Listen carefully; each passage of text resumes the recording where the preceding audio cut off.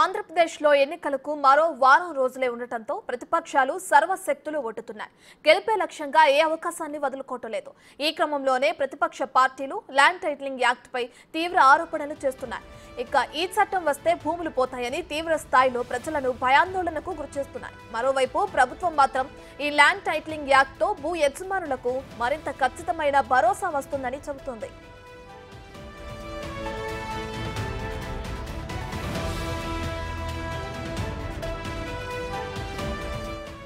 ఈ క్రమంలోనే land titling act పై ప్రజలకు ఐవీఆర్ కాల్స్ చేస్తూ టీడీపీ ప్రధాన అస్త్రంగా మలుచుకుంది. అయితే ఎన్నికల కోడ్కు విరుద్ధంగా టీడీపీ తప్పుడు ప్రచారం చేస్తుందని ఈసీకి ఫిర్యాదు చేసింది వైసీపీ. ప్రభుత్వంపై ఫేక్ ప్రచారం చేస్తున్నారంటూ ఆధారాలతో సహా ఫిర్యాదు చేసింది. కోడ్కు విరుద్ధంగా ప్రచారం ఉందని గుర్తించిన ఈసీ వైసీపీ ఫిర్యాదుపై చర్యలు తీసుకోవాల్సిందిగా సిఐడికి ఆదేశాలు జారీ చేసింది. సిఐడి ఎలాంటి చర్యలు తీసుకుంటుందోనని సర్వత్రా ఆసక్తి నెలకొంది.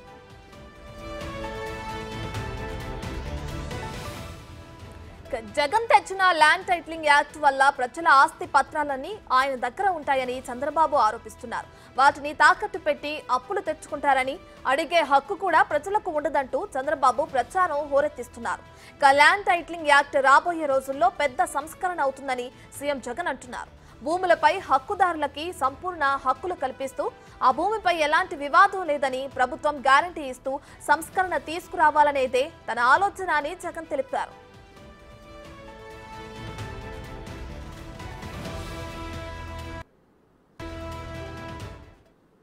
మధ్యకాలంలోనే ఇంకొక అబద్ధాన్ని కూడా ప్రచారం చేస్తూ ఉన్నారు.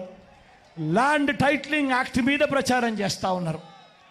మీ ఇంటికంతా ఫోన్లు కూడా చేస్తూ ఉన్నారు. మీ అందరికీ కూడా ఐవీఆర్ఎస్ ద్వారా ఫోన్లు కూడా చేసి మీ భూములన్నీ జగన్ లాక్కుంటాడు అని చెప్పి ప్రచారం చేస్తూ ఉన్నాడు. నేను అడుగుతా ఉన్నా, ఇంత దిక్కుబాలిన రాజకీయాలు చేస్తూ ఉన్న ఈ చంద్రబాబు, నువ్వు అసలు మనిషివేనా అని అడుగుతా ఉన్నాడు మీ బిడ్డ. ఈ సందర్భంగా మీ జగన్, మీ బిడ్డ భూములు ఇచ్చేవాడే కానీ భూములు లాక్కునేవాడు కాదు. మీ బిడ్డ ఫోటో ఉంది, ఎవరి ఫోటో ఉంది, దీని మీద ఏమి రాసింది? జగనన్న భూ హక్కు చట్టం. జగన్ మీకు భూమి ఇచ్చాడంట. మీ తాత ఇచ్చాడా? జగన్ తాత ఇచ్చాడా మీకు? మీ నాన్న ఇచ్చాడా? జగన్ నాన్న ఇచ్చాడా మీకు? రోషం రాలా, కోపం రాలా? వస్తే ఏం చేయాలి? ఏం చేయాలి? దీన్ని చించి చిత్తుగా చేసి ఎక్కడ పారేయాలి? ఎక్కడ పారేయాలి? డస్ట్ బిల్ల పారేయాలి. 100 సంవత్సరాల తర్వాత అప్పుడెప్పుడో బ్రిటిషర్లు సర్వే చేశారు. దాని తర్వాత ఈ దేశంలో కానీ ఈ రాష్ట్రంలో కానీ సర్వేలు మళ్ళీ చేసే పరిస్థితి లేదు. ఈరోజు మొట్టమొదటిసారిగా మీ బిడ్డ గ్రామ సచివాలయాలు తీసుకొని వచ్చి అందులో ఏకంగా 15,000 సర్వేయర్లను కూడా అందులో పెట్టి ఈరోజు మీ బిడ్డ 100 సంవత్సరాల క్రిందన జరిగిన సర్వేను మళ్ళీ మీ బిడ్డ ప్రతి ఎకరాను కూడా సర్వే చేయిస్తా ఉన్నాడు. రైతుల కోసం సర్వే చేయించడమే కాకుండా వాటికి సంబంధించిన సరిహద్దు రాళ్లను పెట్టిస్తా ఉన్నాడు. రికార్డులన్నీ అప్డేట్ చేయిస్తా ఉన్నాడు. సబ్ డివిజన్ చేయిస్తా ఉన్నాడు. ఎక్కడ పెట్టారు తెలుసా? దీన్ని అమెరికాలో ఒక బినామీ కంపెనీ క్రిటికల్ రివర్ టెక్నాలజీ అని ఆ కంపెనీ మీ రికార్డు మెయింటైన్ చేస్తుందంట. అది జగన్ కంపెనీ. అందులో మీ రికార్డు తారుమారు చేస్తే మీరు గింజుకున్నా జరిగేది ఏమీ లేదు తమ్ముళ్ళు. చట్టం అమల్లోకి వచ్చేసి తెలుసా మీకు? అప్పుడే అమల్లోకి వచ్చేసింది. ఇది మీరు చూస్తే 1 నవంబర్ 2023 నుంచి ఈ చట్టాన్ని అమలు చేస్తామని చెప్పారు.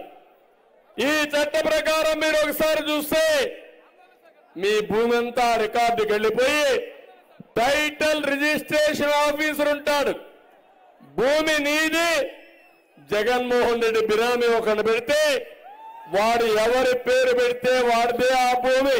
తర్వాత కానీ రాష్ట్రంలో 17,000కు సంబంధించిన రెవెన్యూ గ్రామాలుంటే ఇప్పటిదాకా 6,000 రెవెన్యూ గ్రామాలు మాత్రమే పూర్తయ్యాయి. రాబోయే ఇంకా 1.5-2 సంవత్సరాలలో పూర్తిగా 17,000 గ్రామాల సర్వే కూడా పూర్తయిపోతుంది. ఆ తర్వాత ప్రతి రైతన్న దగ్గర, ప్రతి ఒక్కరి దగ్గర వాళ్ళ భూములకు సంబంధించిన పక్కా రికార్డులు ఉంటాయి.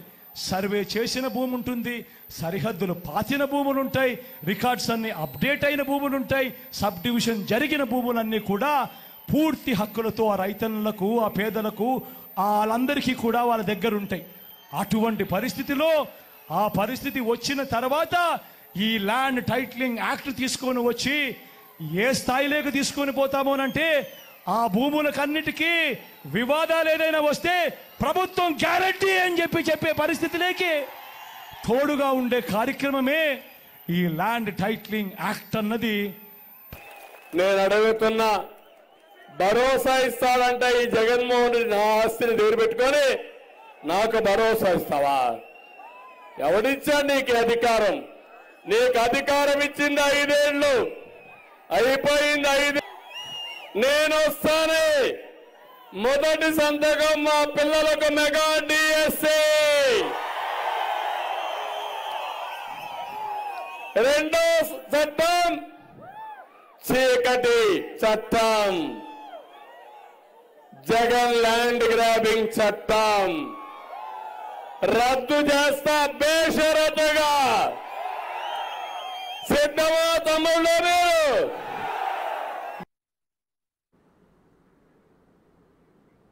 రైట్, ఇదే అంశానికి సంబంధించి మరింత సమాచారాన్ని మా ప్రతినిధి శివ ఫోన్ ఇన్ లో అందిస్తారు.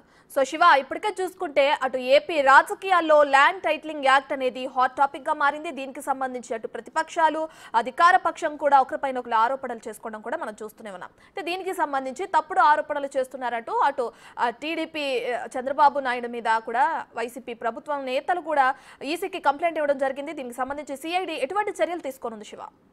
మొత్తం మీద చూసుకుంటే ఆంధ్రప్రదేశ్ లో ల్యాండ్ టైటిల్ యాక్ట్ కి సంబంధించి కూడా అధికార ప్రతిపక్షాలు ఒకరిపై ఒకరు ఫిర్యాదులు, విమర్శలు, ప్రతి విమర్శలు.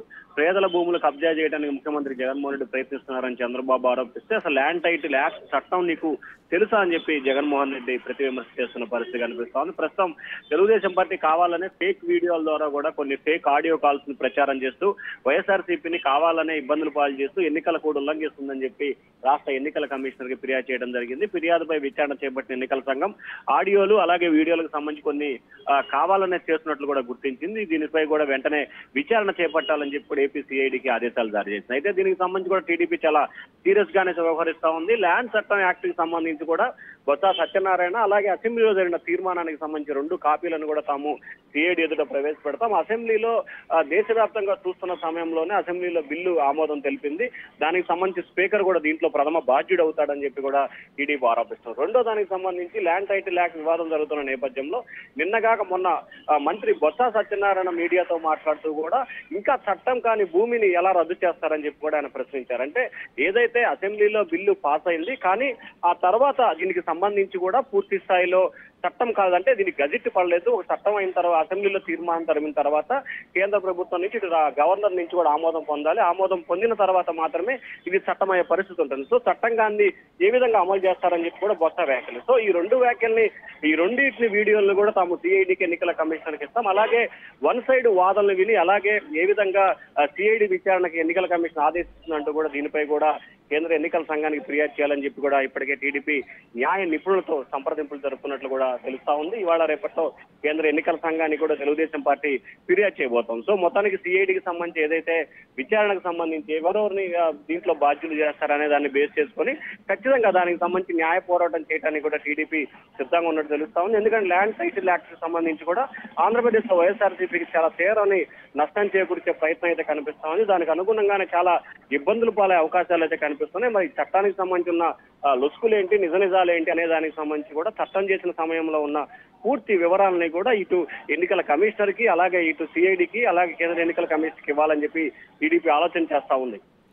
రైట్ శివ, అయితే ఏదైతే ల్యాండ్ టైటిలింగ్ యాక్ట్ అనేది తెరపైకి వచ్చిందో ఈ చట్టాన్ని జగన్ ప్రభుత్వం తీసుకొస్తున్న క్రమంలో అసలు ఈ చట్టం దేశంలో ఇంకా ఎన్ని రాష్ట్రాల్లో అమలవుతుంది శివ?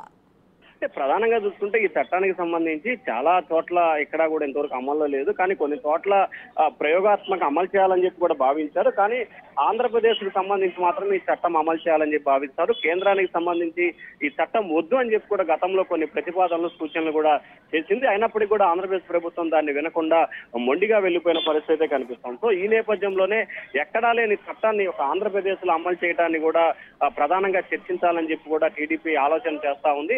అలాగే దీనికి సంబంధించి కేంద్రం ఏదైతే దీనికి సంబంధించిన మార్పులు సూచనలు చేస్తూ ఈ చట్టం అమలు చేయొద్దు అంటూ కూడా గతంలో చేసిన ప్రతిపాదనలు కూడా సిఐడికి అలాగే ఎన్నికల కమిషన్కి ఇవ్వాలని చెప్పి టీడీపీ ఆలోచన చేస్తా ఉంది. సో ఎక్కడా లేని చట్టం ఒక ఆంధ్రప్రదేశ్ లోనే పెట్టి రైతులని అలాగే ఎవరైతే భూమి హోల్డర్స్ ఉన్నారో వారందరి భూములకి ప్రభుత్వం హక్కు కల్పించే విధంగా ఏ విధంగా వ్యవహరిస్తారని చెప్పి కూడా ప్రధానంగా చర్చ అయితే కొనసాగుతోంది. మరి చూడాలి దీనికి సంబంధించి సిఐడి ఏ విధంగా ముందుకెళ్లబోతోంది, సిఐడి వ్యవహార శైలి ఏ విధంగా ఉండబోతుంది అనే దానికి సంబంధించి కూడా క్లారిటీ వచ్చే అవకాశాలు అయితే కనిపిస్తా ఉన్నాయి.